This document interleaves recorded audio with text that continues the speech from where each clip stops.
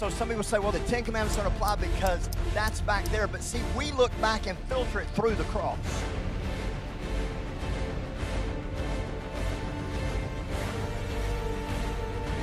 So we don't see them as religious do's and don'ts. We see them as a loving Father trying to help us know a better way to live.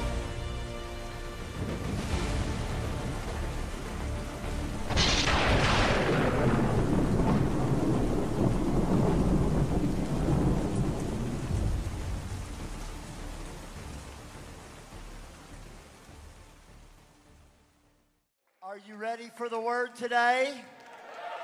I believe that you are. As you could see from that intro video, we're in part 3 of our series called The Timeless 10, where we're taking a modern look at these ancient truths commonly known as the 10 Commandments. Now, several years ago, when we were living in Lincoln, England, many of you know that Pastor Chris and I and our kids lived in England in 2003 and 2004. I met a man who is a canon, actually, in the Church of England. If you don't know what that is, it's probably because you're not Anglican.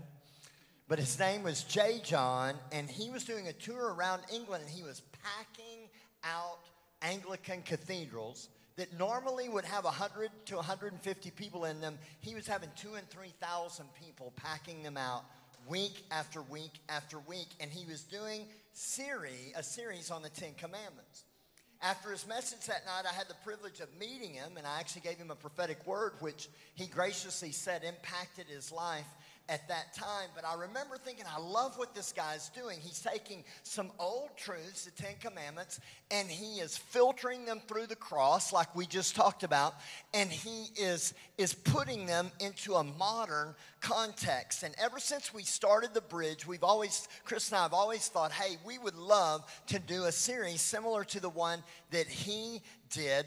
And this summer, the Lord said, do it now. So that's where we're at. So if you're new with us, we're on this journey where we're taking a modern look at some ancient truths called the 10 Commandments. And today we're on number 3. And the title of today's message is, It's All in the Name. Everybody say, it's all in the name.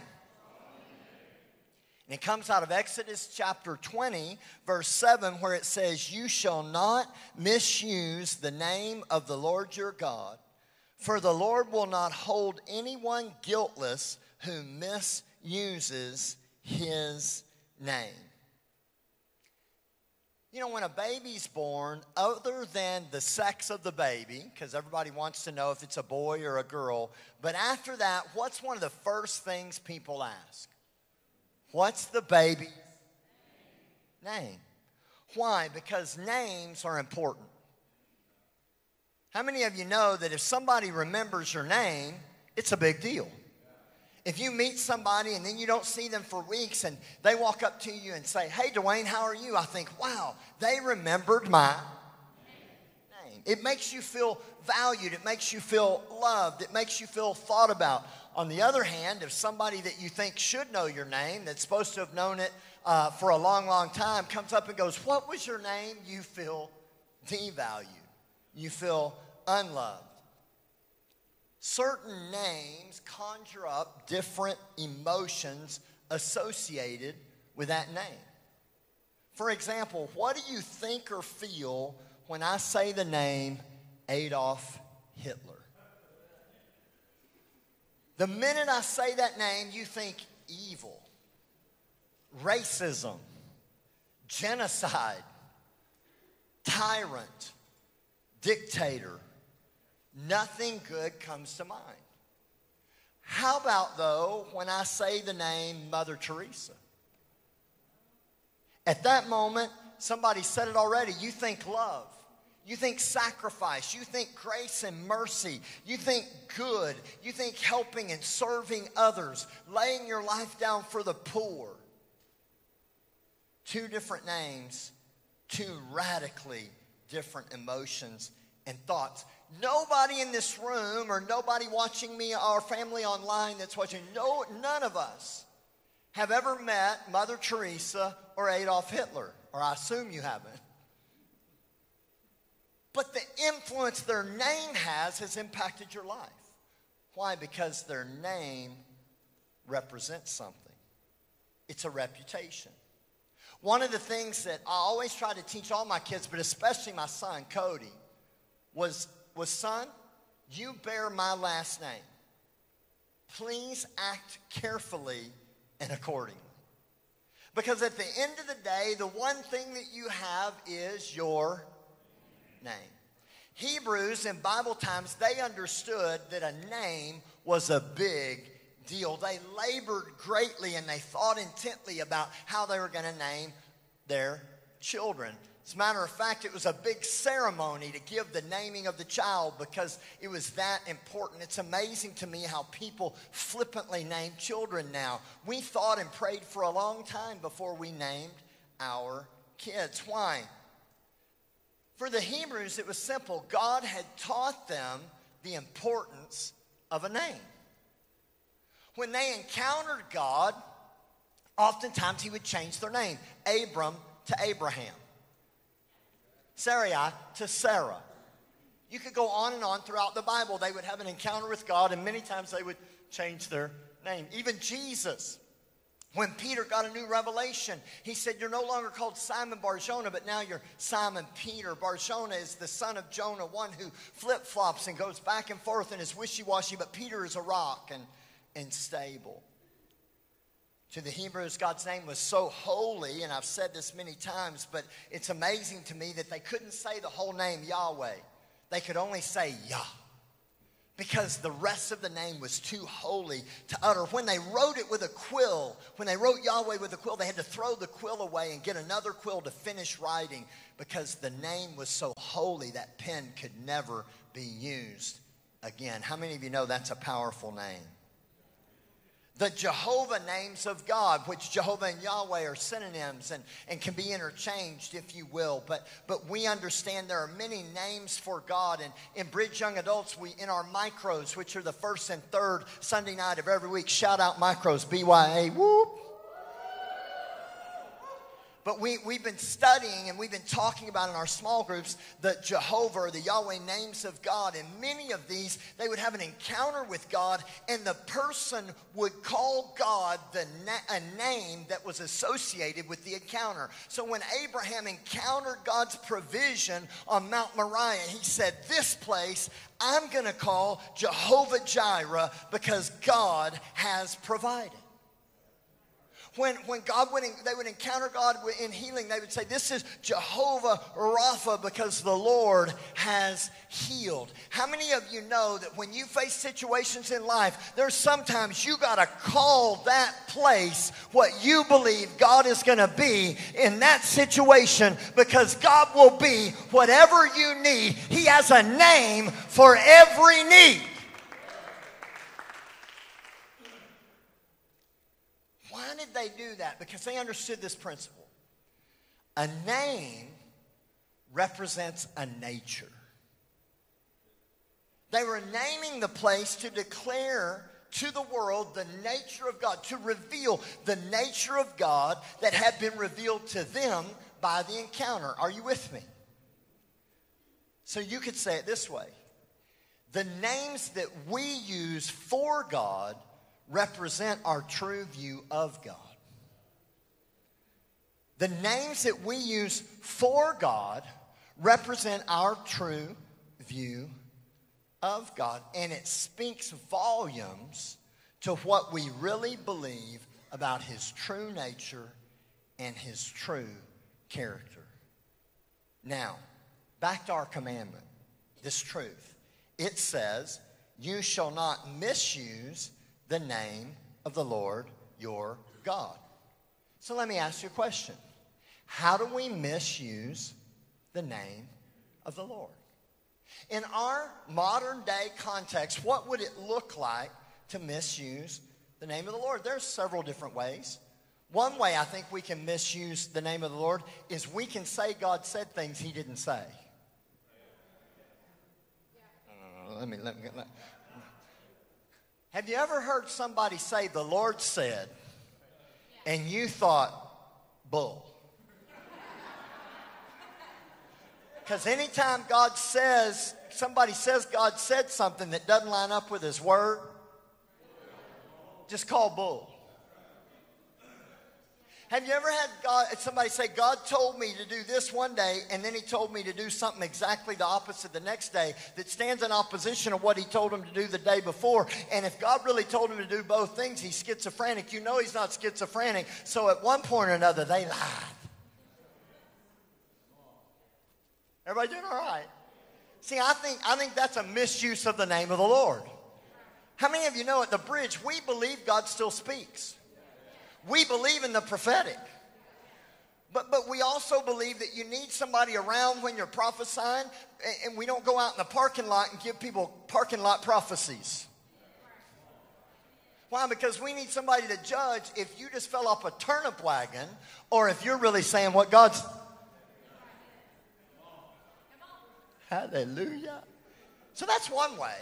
You know, you can get prosecuted for writing something and not giving people credit. It's called plagiarism.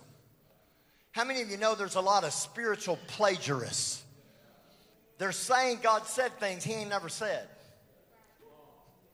So that's one way. If you grew up in church, though, probably, like me, you were probably taught this commandment means don't cuss using the name of God. How many of you, that was your definition of this commandment? Don't cuss using the name of God. And so in elementary school, if you grew up in North Texas, I grew up in Decatur. Come on, somebody say Decatur. I grew up in Ader from Decatur, the county seat of Wise. And in Decatur, Texas, a long time ago, many, many, many years ago, on the playground, everybody went to church. And so even on the playground, we had the cussing police. Or if you come from a certain place, it'd be the cussing police. Come on, there's police and there's police. Anybody ever had an encounter with the police? Depends on where you're from. Anyway, the police or the police. And so I was one of the playground cussing police. You could cuss certain ways, but don't throw God's name in it, or I was going to tell you, you're going to fry like a taco shell. You put God's name in that cuss word, and now you're going to bust hell wide open, baby. You're going to bust it wide open. I mean, first grade. I was a blessing to everybody. Third grade, I was the cussing police. We had badges and everything. And if you were raised like me, I was raised in a certain denomination that I love dearly, but sometimes I mention it and people think that I'm making fun of this denomination. I'm not making fun of this denomination. I love this denomination because they got me into heaven along with hundreds of millions of other people that have been gotten into heaven because of this denomination. They'll remain nameless, but everybody in Texas knows who I'm talking about. Anyway. Anyway. And if you were of that persuasion, you replaced cuss words with God's name in them with more socially acceptable expletives. Instead of GD, you said, gosh darn it. Or my personal all-time favorite that I still use on occasion, dadgummit. Because you weren't using the Lord's name in vain. Come on, can I get a witness? We just changed it. And then it was okay. Now, while I believe that this is a gross simplification, oversimplification of this truth, it is still true that we shouldn't use God's name as an expletive. And using his literal name as an expletive is rampant in our society. The media and the movies are rife with Jesus' name and cuss words. Every third word is GD.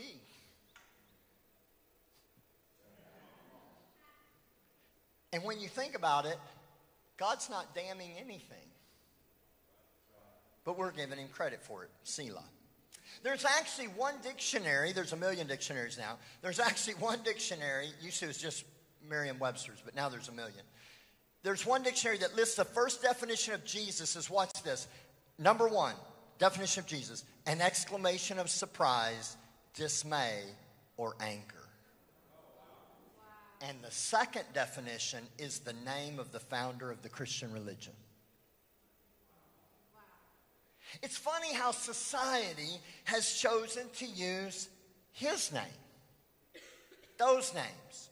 The ones that should be associated with a loving, caring God to swear with. Why is that? There could be a lot of reasons, who really knows?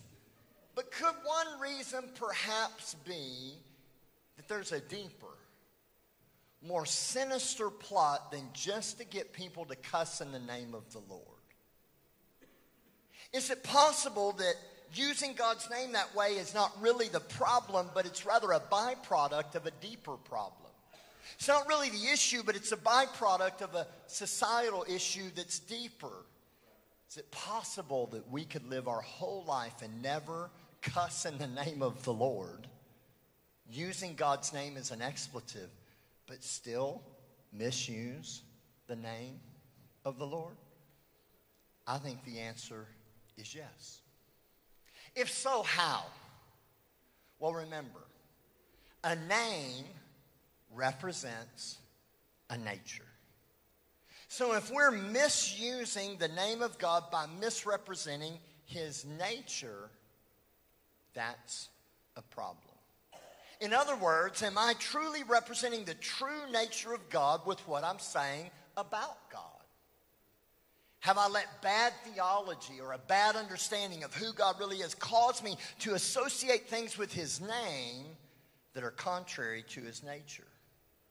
Is it possible that I sing about him being a good father and sing about his beautiful name and go out and represent his name different than what I just sang about? Have you ever wondered why when a hurricane hits and destroys a coastline, or a tornado rips through Oklahoma or Texas and ravages a city, or lightning strikes and destroys a building, insurance companies want to call it an act of God? I think that's a misrepresentation of his name. Just as a side note, if storms are an act of God, then when Jesus rebuked the storm, he was rebuking his Father. I don't think so. So when a terrible storm blows through it, don't blame God. Jesus rebuked the storm, and there's no way Jesus was rebuking his daddy. He was rebuking the natural winds that were destroying things. Come on, are you here? That's a good side note. That's a side note, but it's a good side note. Isn't it also odd how when something goes good, society wants to say, that dude is lucky. Man, you're so lucky. You get a bonus. Oh, man, he's so lucky. You come into some money. That dude is so lucky. You get a break. Oh, she's so lucky. But when something bad happens, even non-Christians and Christians alike will say, God, why did you do this to me? I've heard atheists say, why is God doing this to me? They're really bad atheists. Be an atheist, be a good atheist. Why won't you fix this for me, God?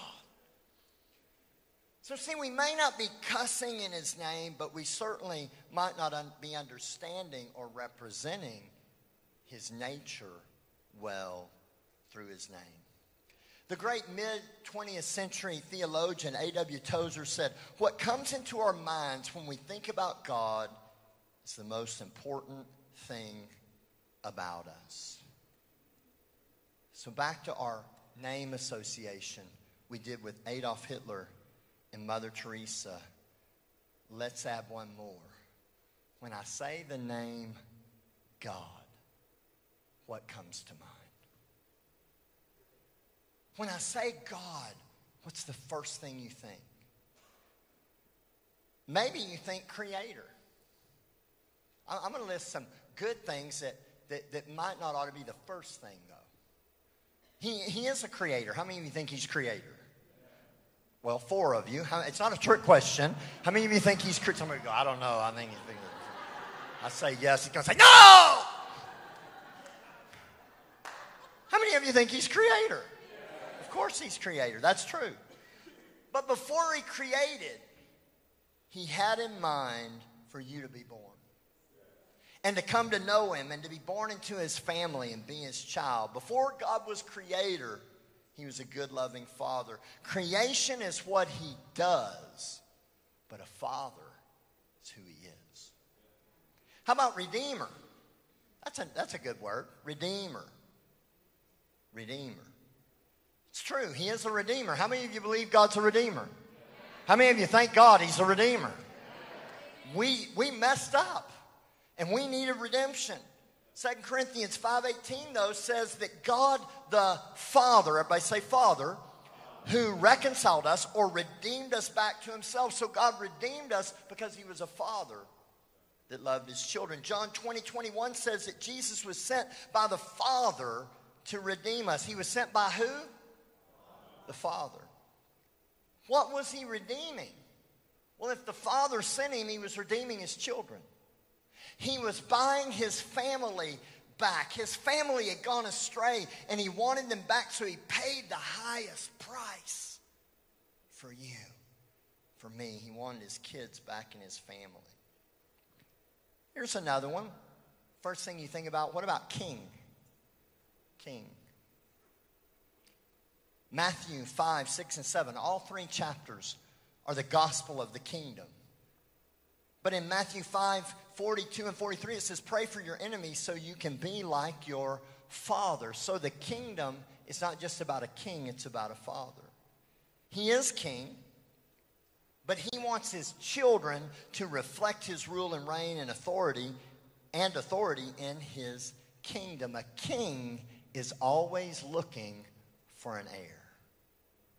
Matthew 6, 1 through 4 says, do these kingdom things because your Father in heaven wants the best for you and knows the best for you. And it goes on, and when it comes to the Lord's Prayer, it doesn't say, our King in heaven, hallowed be your name. It says, our Father in heaven, holy is your name. Then later it goes on and says, your kingdom come, your will be done. But kingdom activity is the result of a relationship with a Father. Here's a good one. How about judge? Is God judge to you? He is a judge. But he judges not to punish you. He judges to pass out rewards.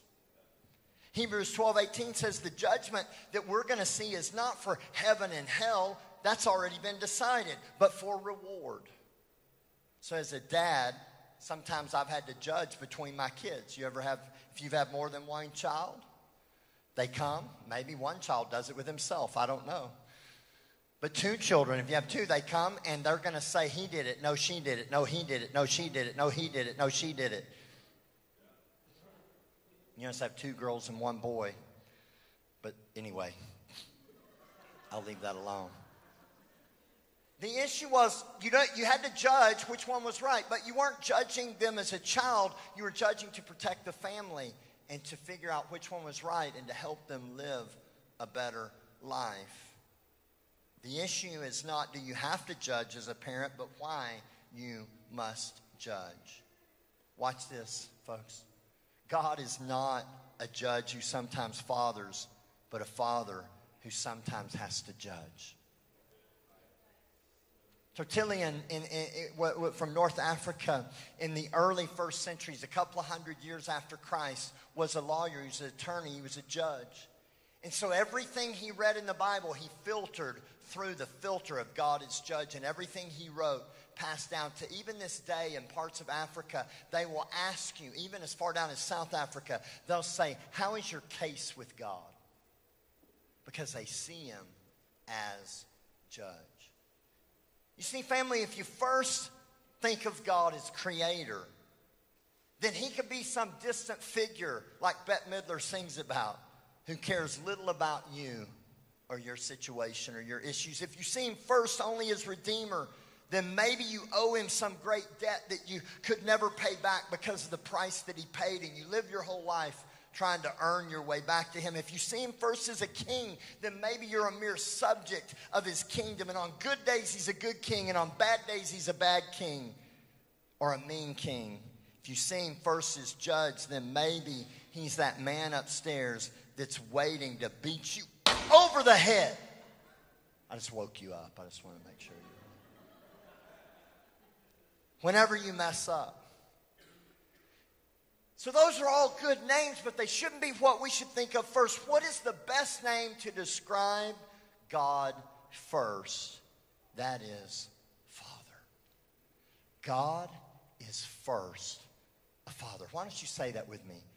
God is first a Father.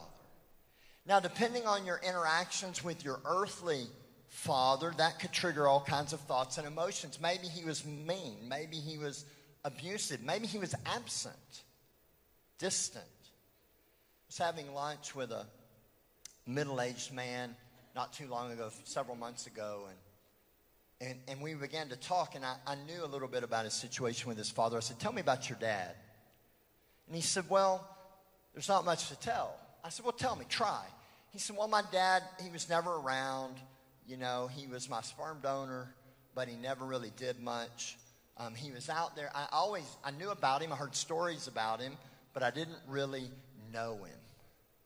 And he said, even as an adult, I always wanted him involved in my life, but I never could. He said, I'm 45 years old. And he said, the other day I was buying some furniture at Nebraska Furniture, and I couldn't get it in my pickup, and I thought he probably has a trailer, so I called him. And he said, I couldn't believe it. The SOB showed up one time in my whole life. He said he came and he helped me. And when he left, he said, I went home and I cried like a baby because finally my daddy got into my life. He said, it's stupid, it's crazy. I know it is, Duane, but it's how I felt.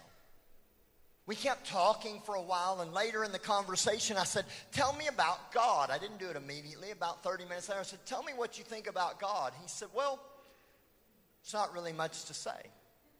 I said, well, try. I want to know. He said, well, he's up there somewhere. I believe in him. I grew up going to Catholic church, so I heard stories about him. He said, but he just didn't seem like he cared about me or gave a blankety blank about my life. He said, I prayed many times, but I don't know, maybe one time he showed up. What did he just describe? His earthly daddy. The same description he gave for God, almost verbatim, was the description that he gave for his earthly father. Why? Because his perception of God was molded by his perception of his daddy.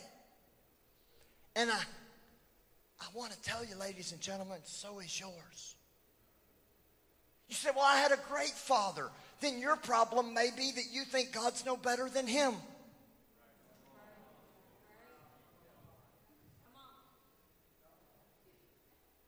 Let that sink in. I had a guy tell me, a preacher one time tell me, I don't have any father issues because my dad was a pastor and he was a great man. And I said, that's your father issues. You think God can't be any better than your daddy. And he is. And within 5 years, him and his father had fallen out and didn't even speak anymore.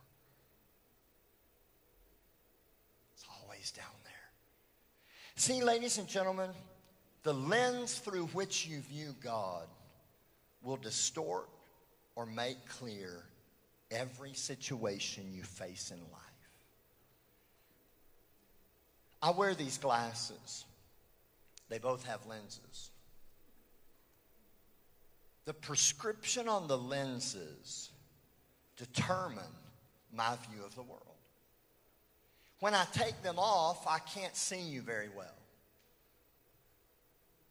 If I want to see beyond the second or third row, I have to put them on. And even with them off, even though I can tell who these guys are, they're blurry. But when I put my glasses on, I can see clearly. What lenses are you viewing life through? There's an old country song, these rose-colored glasses that I'm looking through show only the beauty, and they hide all the truth. There's times that people live life through these different lenses, and it filters the way we view everything. And if you think you don't wear glasses spiritually, if you think you don't wear a lens that you view life through, ladies and gentlemen, I just want to tell you that that's not true. I have oil in my left eye from several retina surgeries that I had. And that oil distorts the image. Even with this lens, it can only correct it so far because it's like I'm looking through a glass of oil. There are many of us, because of our life experiences and because of our view of God and because of our earthly fathers, we're viewing life through certain lenses. But let me give you two lenses that if you'll get this, it's so simple. But if you'll get it, it'll change your life forever. And that is, God is a good, loving Father.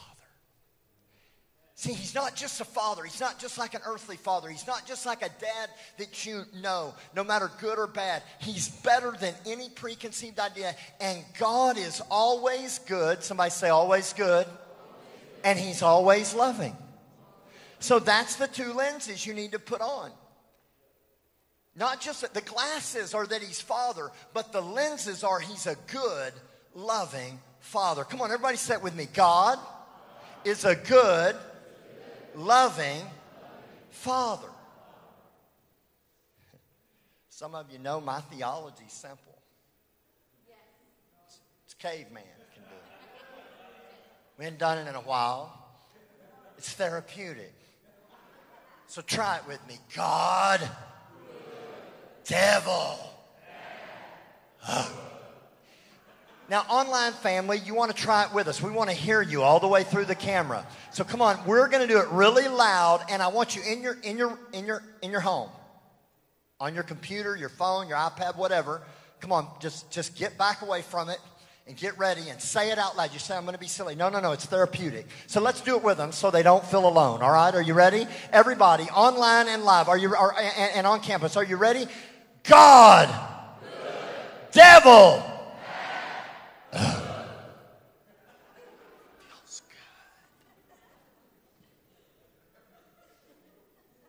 See, when you understand that, then you realize God is a creator, and He created the world for me as a playground. He flung the stars into existence so I could look at the stars and go, wow! Come on, are you here? He loves His kids so much that He would pay any price to redeem them and get His family back, even the death of His own Son. He's a king.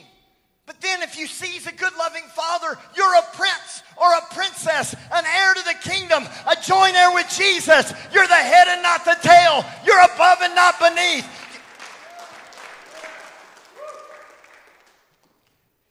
You say He's a judge. Yes, but when you see it this way, His judgment has always been and always will be in my favor. He's now only judging me to give me a bigger reward. Hallelujah. The revelation that He's a good, loving Father changes how you view everything. Tragedy is not God's way of punishing you for sin. Or God's not some distant figure in the sky who's passive-aggressively dealing with you and with humanity through tragedy. But rather, tragedy is a result of a fallen world that we live in, and your Heavenly Father is working all things for your good, and He's using you to recreate His good in the world. Big difference. Worship team, you can come. And life comes when you believe His good name. Whatever you need He's got a name for that. If you need healing, there's healing in his name.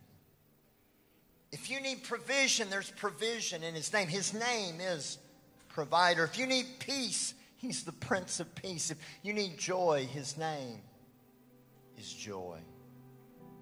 John 20:31 says it so well. But these are written that you may believe that Jesus is the Christ, the Son of God, and that believing you may have life in his name. The only life worth living is the one lived in his name. The only life that's real life is the one that's experienced with a good, loving Father. God's name has gotten a bad rap. It's gotten a bad rap. Can we just put the lyrics, the first verse of Good, Good Father?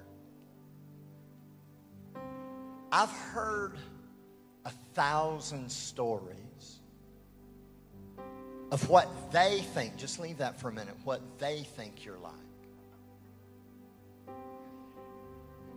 But what if they've been using his name in vain? What if they've been misusing the name of the Lord? What if they've been misrepresenting him? But I love the next line. But I've heard the tender whispers of love in the dead of night. Keep going. And you tell me that you're pleased. Aren't you glad Daddy tells you he's pleased with you today? Right now, for 5 seconds, can you close your eyes and listen to Daddy say, I'm pleased with you. You say, but you don't know what I did last night. I'm pleased with you. And then I'm never alone. Then the chorus. You're a good, good Father. That's who you are. It's who you are. And I'm loved by you. That's who I am. That's who I am. Here's the thing, ladies and gentlemen. His name's got a bad rap. You may have heard 1,000 stories of what everyone else thinks he's like, but I've come to tell you today, he's a good, loving Father. I've come to tell you today that God's not mad at you. He's not even in a bad mood. He's not wanting to beat you over the head with a stick because you blew it. He's madly in love with you, and he thought you were to die for. And your greatest call in life is to represent his name in the earth. But think about this. If he's been misrepresented, you could say it this way. We're called to represent. Represent. See, God's looking for somebody that'll rep his name. Somebody that'll rep the real name. Represent his name in the earth. To present that beautiful name for what it really is.